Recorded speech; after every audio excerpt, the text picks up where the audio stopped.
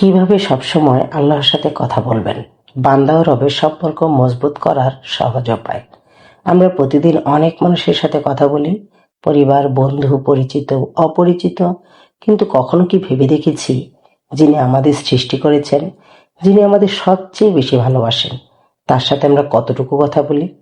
অনেকে মনে করেন আল্লাহর সাথে কথা বলতে হলে বিশেষ ভাষা, বিশেষ সময় বা বিশেষ নিয়ম দরকার।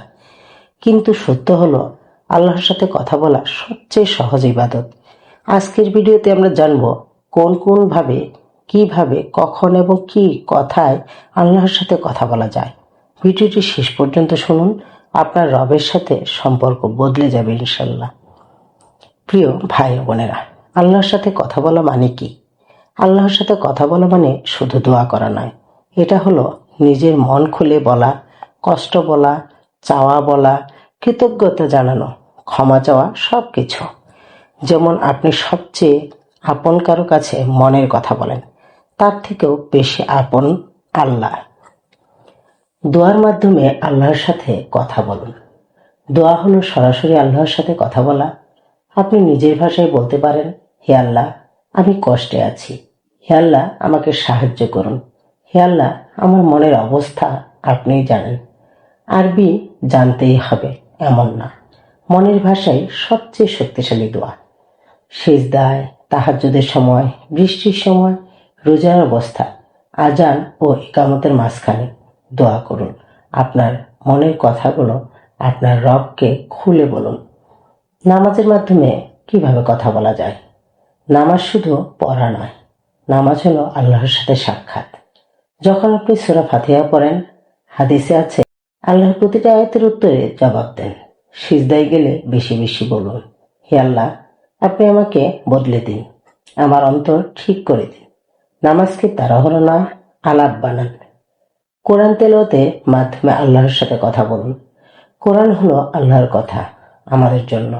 আপনি যখন কোরআন পড়েন, আল্লাহ আপনার সাথে কথা বলেন। আপনি যখন দোয়া করেন, আপনি আল্লাহর সাথে কথা বলেন। প্রিয় ভাই ও বোনেরা, দোয়া হলো বান্দার কথা আর কোরআন হলো আল্লাহর কথা। জিকিরের মাধ্যমে কিভাবে আল্লাহর সাথে কথা বলবেন?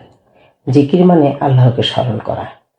সুবহানাল্লাহ, আলহামদুলিল্লাহ, আল্লাহু আকবার, লা ইলাহা ইল্লাল্লাহ, আস্তাগফিরুল্লাহ। রাসূল সাল্লাল্লাহু আলাইহি ওয়াসাল্লাম বলেছেন, জিকির অন্তরকে জীবিত করে। হাঁটতে হাঁটতে, রান্না করতে, কাজ করতে জিকির করুন। এটাই নীরব আলাপ আল্লাহর সাথে। নিজের কষ্টগুলো খুলে বলার মাধ্যমে আল্লাহর সাথে কথা বলুন। আপনার কান্না আল্লাহ শোনেন, আপনার না বলা কথাও আল্লাহ জানেন। রাতের নীরবতায় বলুন, হে আল্লাহ, আমি কাউকে বলতে পারিনি, আপনাকে বলছি। অনেক সময় চোখের পানি শব্দের থেকেও শক্তিশালী দোয়া।